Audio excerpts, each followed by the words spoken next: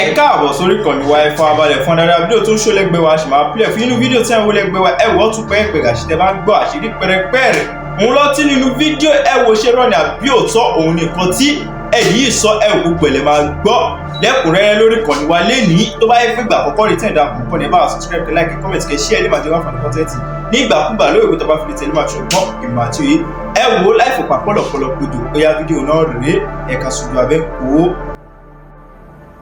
kí ló dé arọ balẹ̀ rí olórí àrùn ó rọrùn fáwọn èèyàn kan láti gbérò yín kú nípa èèyàn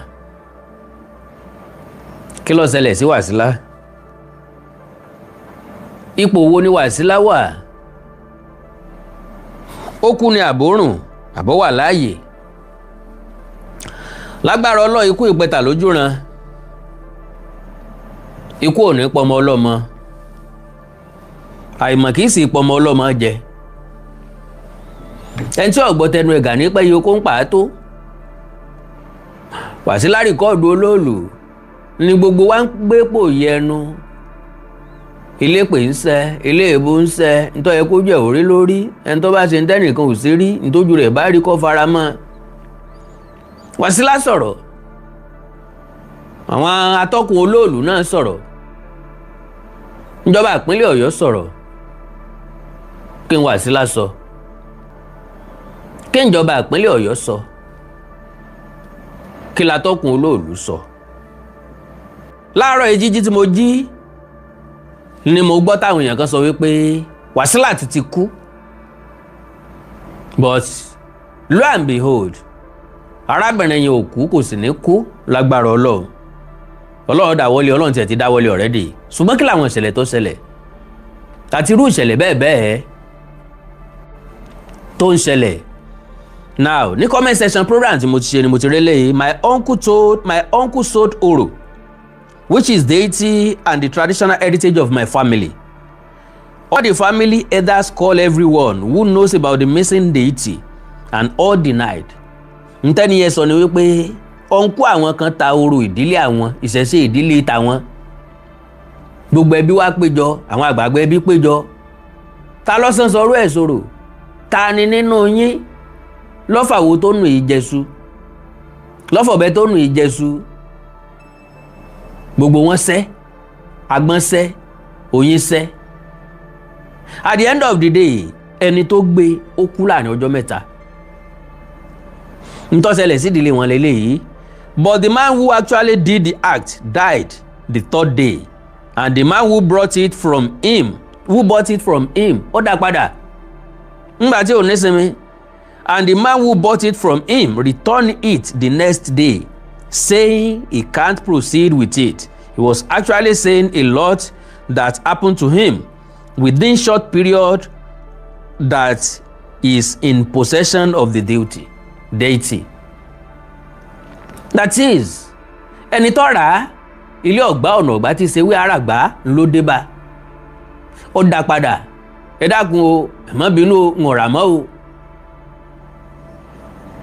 Olóríṣiríṣi àjálù ní ṣẹlẹ̀ so níwọ̀nba àgbà tí kinní ọ̀hún fi wà nílé òun. Ìṣẹ̀ṣe ń bẹ. Ìṣẹ̀ṣe sì làgbà. Ìṣẹ̀ṣe làgbà oògùn. Now, ẹni sọ pé that was not the first time. People will be testing the power of Oloolu as a paramount masquerade in Ibadan land. Ajagbemakeferi did the same thing sometimes in 1974 or thereabout. You see, all these religious bigots have nose-dived the inherited culture of our fatherland in Yoruba land.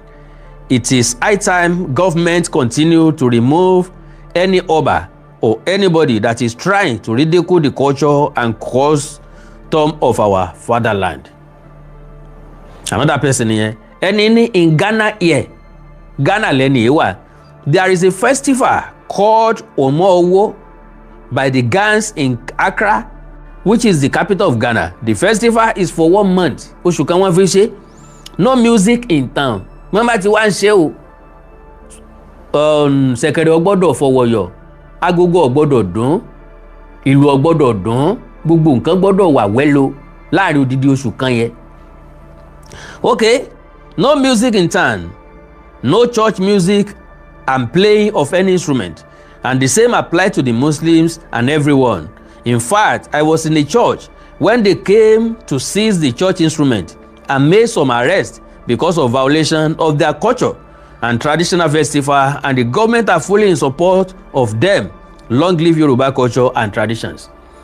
Problem táwa ní nílẹ̀ káàárọ̀ oòjíire òun náà ni wípé kàkà kíjọba tiwa kí wọ́n múrú olúwo òun tì mọ́lé tí ń fọ́ àṣà lójú tí ń tẹ ìṣẹ̀ṣe lẹ́mọ́lẹ̀ tàbí kí wọ́n kí nílọ̀ kí wọ́n wọ̀nù ẹ̀ eré bí wọ́n ṣe wọlé ẹ̀kejì ńlá lákọ̀ọ́rí wọn ń sán káàkiri.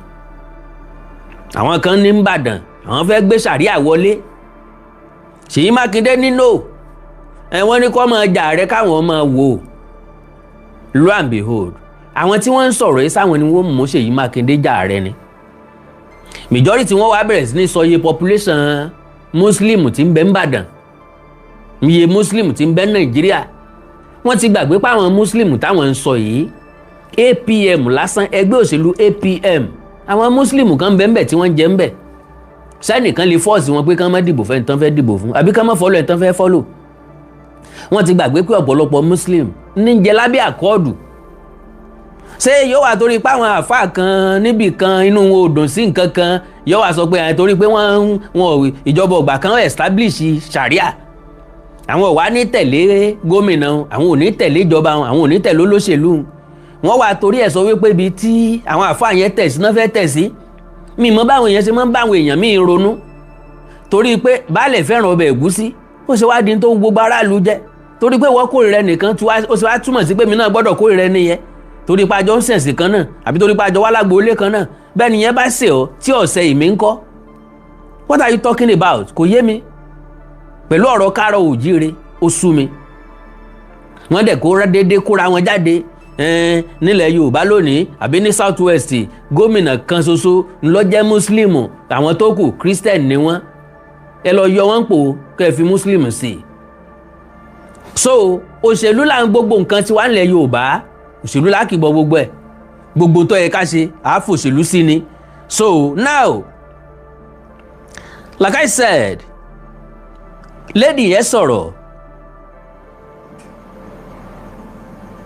ìyẹn Wàsílà ó sọ̀rọ̀ fúnra lára ẹ̀, then gọ́ọ̀mẹ̀ntì náà sọ̀rọ̀, gọ́ọ̀mẹ̀ntì náà sọ tiwọn.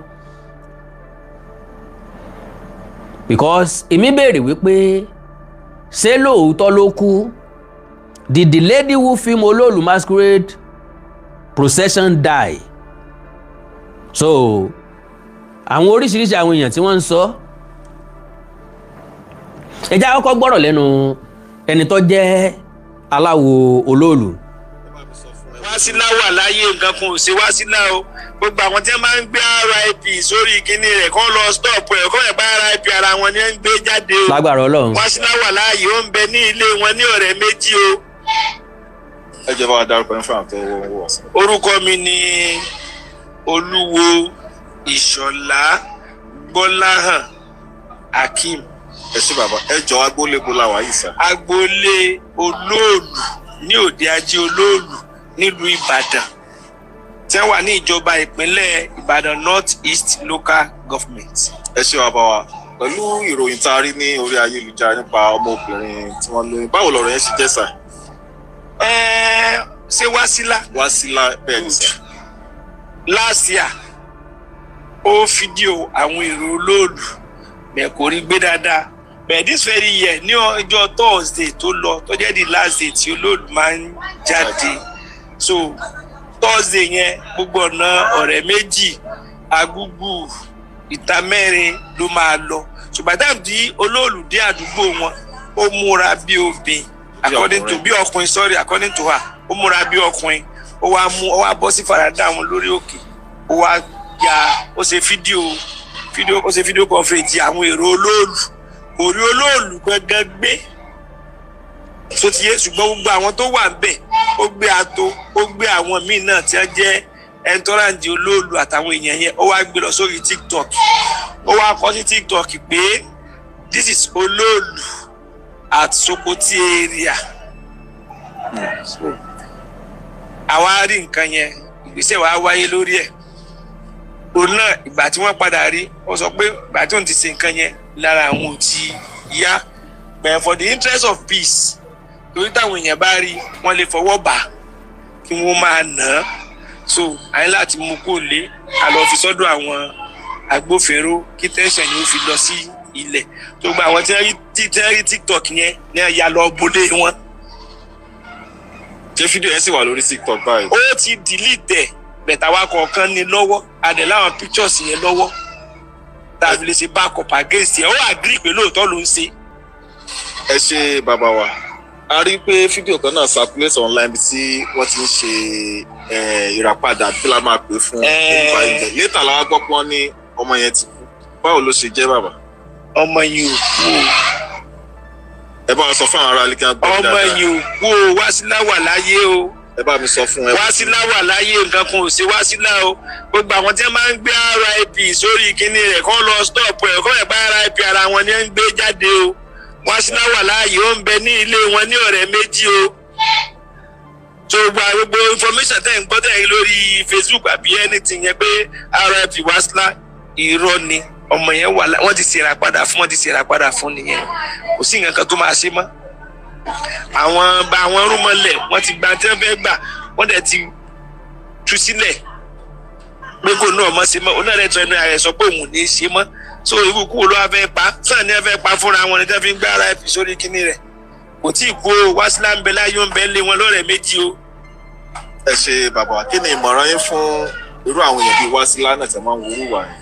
Wásílà gan ti fún ọ nímọ̀ràn ìjọ yẹn ó ní kí wọ́n má dẹ́jà ó ní tí wọ́n bá ti sọ pé èèwọ̀ ni pé òun ti ṣe báyìí ojú òun ti já pé láyé òun tọ́dún Olóòlù bá ti ń bọ̀ gan òun ọmọ Ìbàdàn lẹ̀ nígbà Olóòlù bá tán òun padà wá sí Ìbàdàn torí tójú òun rí Ọlọ́run ni ò pa òun so káwọn kíkàlùkù náà rí kí wọ́n fi sàríkọ́gbọ́n bẹ́sẹ̀ mọ̀ pé tẹ́ ẹ bá sọ wọ́n ní bàbá mẹ́yìn lọ́wọ́ ọ̀tún tá a mẹ́yìn lọ́wọ́ òsì tá a fẹ́ yìnyín láti bí ìdẹ́sẹ́yìn ẹni tí ò ní yìnyín ò ní yìnyín so kò sí bẹ́ẹ̀ tí bẹ́ẹ̀ ṣe ẹni tí ò ní gbọ́ ò ní gbọ́ ẹni tí ò ní gbà ò ní gbà kórìí tèmi ọmọ ṣèmi ní adọ́run mòótọ́ o.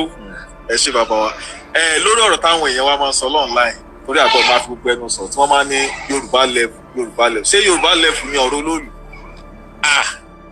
kí ni dé Yorùbá level ṣe bí kálukú ṣe tí ó jẹ ni kálukú wá nǹkan jẹ ní Yorùbá level ẹ ń bá fẹ́. bàbá mi tó fi wọ́n ṣe ẹ̀yẹ. òòsàn kì í ṣe Yorùbá level o má débẹ̀ ni o tó bá ti ṣe ń èèwọ̀ dandan ni kójú ẹ̀ orí tí ò yẹ kójú ẹ̀ orí kò sí ti jẹ́ Yorùbá level tí wọ́n fẹ́ sọ Yorùbá level báyìí lè máa sọ bóyá lórí ọ̀rọ̀ ọba bóyá lórí àṣà mo dára pé nǹkan yìí èèwọ̀ ni tó wá ní Yorùbá level ní tó lọ kọ ẹ̀gbọ́n tí wọ́n ìlú tí wọ́n máa lù fún lóòlù ni. báwo ni a ṣe máa lù wá. wọ́n ní ó dúró dò lérù lóde ó dúró dè sù ọ̀dàrà pé wọ́n tó bá dúró dò lóòlù níwájú tẹ òun dúró dè sù. ó dúró dè sù. ó dúró dè sù èsù ó ṣe yóò ṣe mọ àwọn nǹkan rẹ̀ kò tí ń díjẹ́ Yorùbá level lọ́dọ̀ Olóòlù mọ́ débẹ̀ ni tó bá ti débẹ̀ ó jìyà bẹ̀ fàkàtì.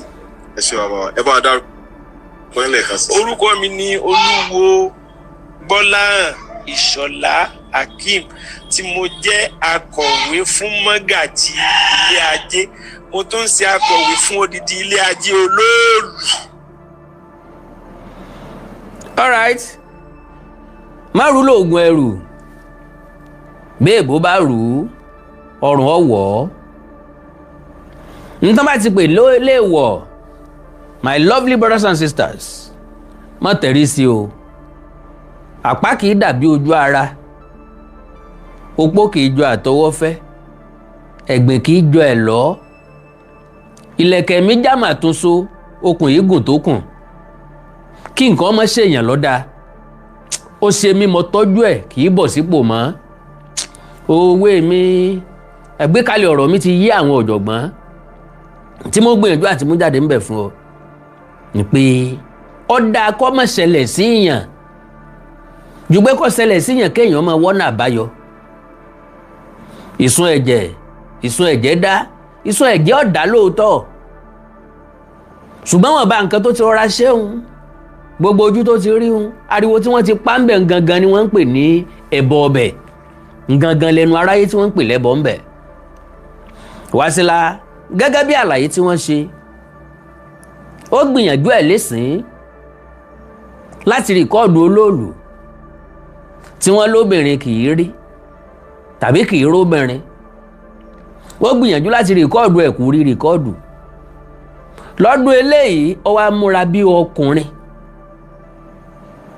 ó mú ṣe kíni ó múra bí ọkùnrin ó rìkọ́ọ̀dù kò tún rólóòlù gangan náà rìkọ́ọ̀dù ìyẹ́lẹ̀ ó máa wo ìyẹ́lẹ̀ ó máa wo lẹ́yìn ẹyẹ o ẹ ò tẹ́yẹ rí ìyẹ́lẹ̀ ó máa wo àkàndá ìyẹ́lẹ̀ ó máa wo lẹ́yìn ẹyẹ o kò rí Oloolu rìkọ́ọ̀dù àwọn alátẹ̀lé ẹ̀ náà ló tún rìkọ́ọ̀dù ó wá bóńlé pàdé Wasila deny ó lóun ò rìkọ́ọ̀dù Oloolu lóòótọ́ ló ń lọ sí ṣọ́ọ̀bù òun lágbègbè ọ̀rẹ́ méjì òun ò ṣílẹ̀kùn ṣọ́ọ̀bù torí pé gbogbo àdúgbò bẹ̀ ńlọ dátọ̀ pakése òun wá rápọ̀ lọ́pọ̀ àwọn èèyàn tí wọ́n ń kọjá òun ráwọn àmọ̀tẹ́kùn náà òun bá ní kó òun ó rìkọ́ọ̀dù wọn ẹ̀já gbọ́n tí Wasila sọ o Wasila o the female TikTok content creator at the center of controversy surrounding the annual Oloolu Masquerade Festival in Ibadan, Oyo State has denied filming the sacred Oloolu Masquerade and dismissed widespread social media speculation that she had died. Ó lóun ò kú. Ẹ jẹ́ kí n dúpẹ́ olórí àdáàdátá lọ́wọ́ Mr. Olùsànyà Dàda mi ní wáìtì ẹ ṣe mọ̀rọ́wọ́ yín. Ẹ láǹfààní àti ra gift fún mi. Ẹ ti rí logo gift bákan náà lẹ sì ti rí sticker. Ẹ lè ra sticker fún mi bíi ti Mr. Dàda. Ẹ lè ra gift fún mi. So ilé tó bá wù yín bẹ́ẹ̀ ni speaking by telephone lórí ètò kan tó wáyé lórí rédíò Lágelú ibi tí wọ́n ti fọ̀rọ̀ wá lẹ́nu wò láàárọ̀ yìí ẹ̀gbọ́n wa Adésóyè Ọmọ́tọ̀sọ́ ńlọ fọ̀rọ̀ wá lẹ́nu wò now okay Wasila insisted she neither recorded the referred traditional figure nor lost her life. Okay, she said, and I quote, "I am not dead. I did not capture the Oloolu masquerade. May I not be implicated?" Ẹ̀ntàn mo lọ sí di òòṣà tí wọ́n wẹ̀rí wẹ̀rùn fún tí wọ́n ṣètùtù fún ló ní wọ́n implicate òun. I did not record Oloolu, she said. She explained that on the day of the incident last Thursday, around the Oremeji axis, she went to a shop but did not open it, remaining outside because the area had already been packed up. She said she saw people and an Amotekun vehicle passing, filmed that scene and posted it online. She maintained did not pass Oloolu, she maintained, did not pass along that route. She said, and I quote, "Everyone in the TikTok comment section asked me to delete it. The following day, while I was at the shop, they came to meet me there. I do not know why the eyewitness on Thursday did not defend me. I don't know who came up with that agenda, but I know God will judge." Ẹja wo nǹkan tí arábìnrin yìí sọ. Now fúnra lára ẹ ló rìkọ́ọ̀dù fúnra lára ẹ ló post ẹ̀ sórí TikTok. Àwọn èèyàn wá gbogbo àwọn tí wọ́n comment sábẹ́ post ẹ ní TikTok yóò dáa fún wọn. Ọlọ́run ó kẹ́ wọn bó ṣe kẹ́ mọ́ rẹ́ ni kí ọmọ káàbá. Yóò rọ̀ wọ́n lọ́rùn ìgbà ó dẹ̀ fún wọn. Àwọn ọmọ ọkọ ilẹ̀ Káàárọ̀ Oòjíire tí ó fẹ́ kí àṣà àti ṣe wọ́n parẹ́ nù. Wọ́n wá ń kí ọ nílò pé kó lọ delete ẹ̀. Kennedy torí pé obìnrin ni ọ́ a sì nígbàgbọ́ pé Oloolu kì í rí obìnrin obìnrin kì í wo Oloolu wọ́n á mọ̀ ń prayer pé kó delete ẹ̀ ó wá delete ẹ̀ ìwọ gangan fẹnu ẹ sọ wípé orí consequences oríṣiríṣi nǹkan ṣẹlẹ̀ sí ọ bọ̀ nísìnyí ó wá fẹ́ deny ẹ̀ pé kò rí bẹ́ẹ̀ alright pápápá ẹ jẹ́ kí n sáré lọ bí now ọ̀gbẹ́ni kan tí wọ́n ń pè ní Ayọ̀ Adams who reportedly visited the Oloolu compound in Ibadan on August 3rd òun náà ni ẹni tó sọ̀rọ̀ tán yìí said an embattled lady at the center of a viral video had reunited with her family. The woman, identified as Wasilat, allegedly developed unusual health symptoms after filming a figure